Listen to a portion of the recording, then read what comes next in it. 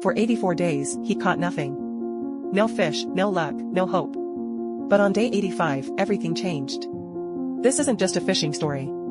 It's a fight for survival. A lesson in resilience that might change the way you see failure forever. Santiago was no ordinary fisherman. He was old, too old, some would say his hands were scarred, his back bent from years at sea. And for 84 days, he had returned home empty-handed. People whispered, they laughed.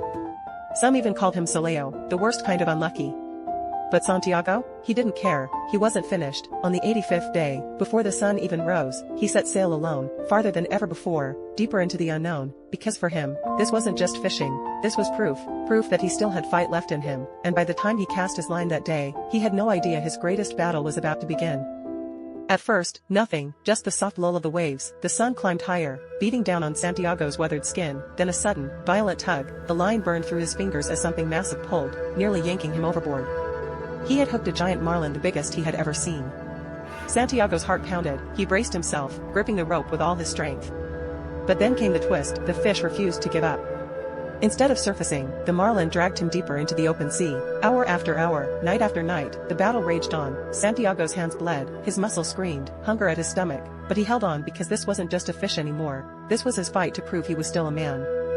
After 3 grueling days, Santiago was barely holding on, his body was failing him, his hands, torn and swollen, he could barely grip the line, but the marlin was tired too, slower, weaker, and in that moment Santiago knew this was it. With every last ounce of strength, he pulled the fish closer, and then he struck. The harpoon plunged deep, the marlin thrashed one last time, then stilled. Santiago had won. He tied the fish to his boat, its massive body longer than the skiff itself. He had done it, he had proved himself. The battle was over, or so he thought, because just as he turned home, a dark shadow appeared beneath the waves. The smell of blood had drawn something else, and that's when the real fight began.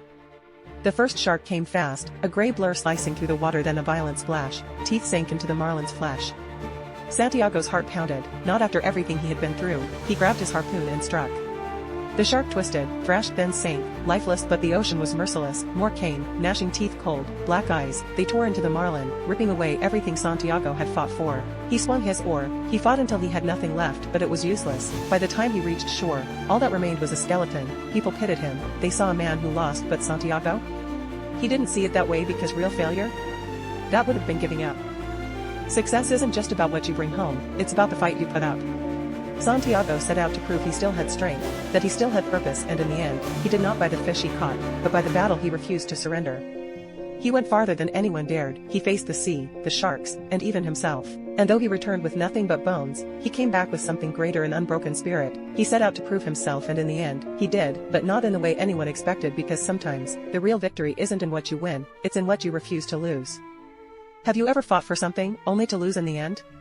Maybe it was a dream, a goal, or a battle no one else understood, but here's the real question: was it truly a loss, or did it make you stronger?